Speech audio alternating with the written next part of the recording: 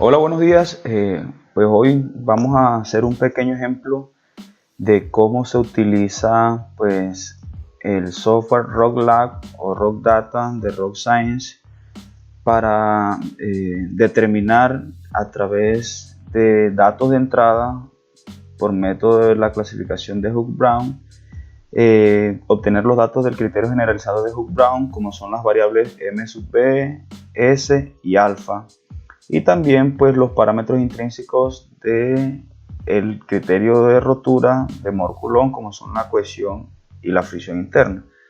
Pues es tan sencillo como pues primeramente comenzamos acá en Project Setting para escoger pues en qué unidades vamos a representar los esfuerzos y qué criterio vamos a utilizar para analizar los datos de entrada que vamos a incluir.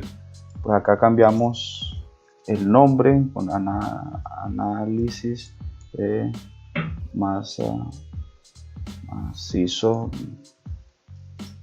rocoso, le damos OK y pues ya ven acá que automáticamente cambia el nombre de la interfaz. Posteriormente, pues acá sencillamente podríamos mirar a través de datos de análisis de ensayo triaxial cómo generamos la envolvente, o a través de datos de entrada. Pues si no tenemos claro lo de los datos de entrada, pues acá hay un pequeño indicativo que nos facilitan la manera de cómo poder utilizarlo. En este caso, por ejemplo, le picamos acá y nos abren un sinnúmero de ejemplos para poder determinar un rango de valor de compresión uniaxial, que al final pues será el indicado acá. Pues acá miramos el tipo de roca, ¿cierto? Y podríamos escoger cualquiera dependiendo lo que nosotros tengamos en nuestro proyecto. Pues podemos escoger un rango entre 50 a 100 y le damos OK. El índice GSI, pues como todos sabemos, es un índice de fracturamiento propuesto por Hooke, pues que depende obviamente de cómo es la condición física del macizo rocoso, dependiendo pues su estructura y grado de alteración de la superficie. También lo podemos escoger de manera manual o indicando el valor específicamente acá. Entonces podríamos directamente escoger el valor acá. Una roca bastante fracturada podría ser por acá y le picamos OK. La constante m sub i, pues la constante m sub i pues depende de la condición de roca intacta y es una variable que también depende del tipo de roca. Se puede incluir directamente o poder hacer unos filtros donde podemos especificar por el tipo de roca y la textura que ésta tenga. Pues ya dependiendo la roca que al principio le hayamos colocado la resistencia a la compresión uniaxial, acá sencillamente pues podemos mirar los rangos de valores que tenemos para la valoración del m sub i. En este caso dejémosle 10. Y esta vez que hace referencia al índice de perturbación. ¿Qué quiere decir el índice de perturbación? De las condiciones actuales que tenga la masa rocosa.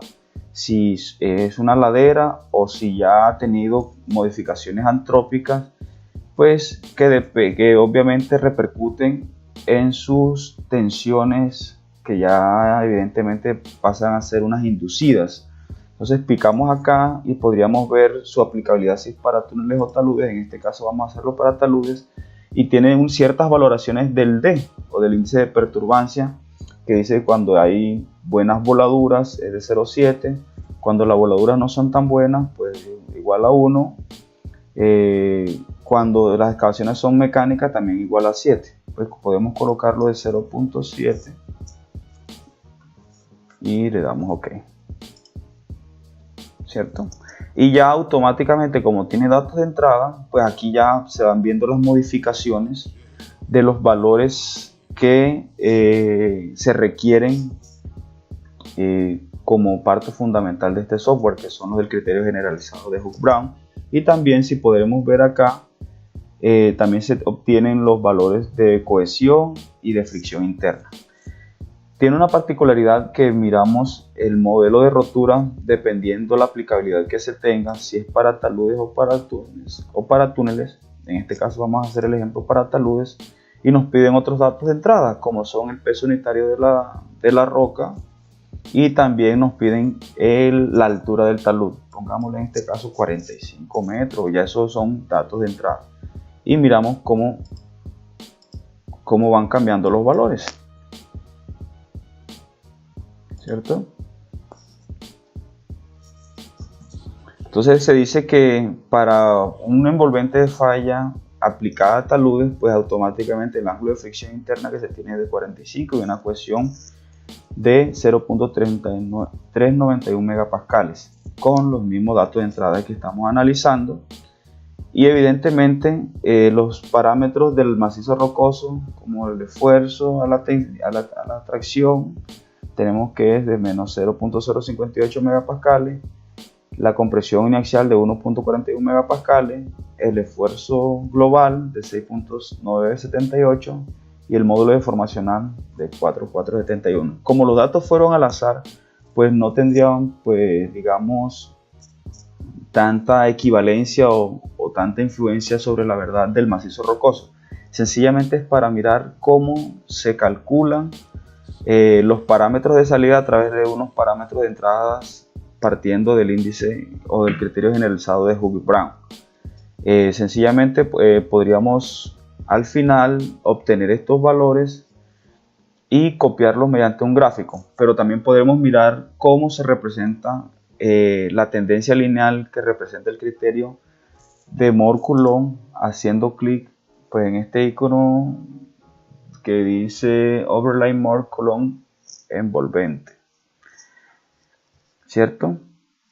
Y acá también los parámetros iniciales que se calculan como la cohesión y la fricción interna. Básicamente es eso. Pues ya aquí con este ejemplo sencillo se podrían ilustrar de cómo podrían realizar sus propios análisis para determinados proyectos. Acá le picamos acá donde dice copiar el gráfico y podemos ir a Word y sencillamente le damos Control V y pegamos los valores que nosotros requerimos. Ahora bien, si tenemos unos datos de entrada de ejemplos, digamos, de ensayos de compresión triaxial, sencillamente aquí también los podríamos utilizar poniendo, no sé, una línea de número de ensayos de texto. Pongamos que se hizo a través de 4 puntos. Pongamos acá que el primer ensayo dio unos esfuerzos triaxiales de 5.95, el segundo de 10, 125, el tercero de 13, 140 y un cuarto, pongámosle de 20, 180. Y le damos a aplicar y le damos OK. Y automáticamente, si ven que cambian pues los datos de entrada de Hughes-Brown clasificación, y pues también evidentemente cambia el ángulo de fricción interna, cambia la cohesión, y si le damos acá que es para taludes, pues nos pide las mismas situaciones y obviamente vuelve y cambia la cohesión y la fricción interna. Esto es sencillo, es un software de datos de entrada que lo importante es tener claro cuáles son los datos o los parámetros iniciales que tenemos y qué es lo que requerimos al final para llegar a feliz término de los datos que necesitamos. También le podemos dar copiar y acá pues sencillamente Control V y pegamos los datos que necesitamos. Bueno, señores, espero les sirva un poco. Gracias y hasta luego.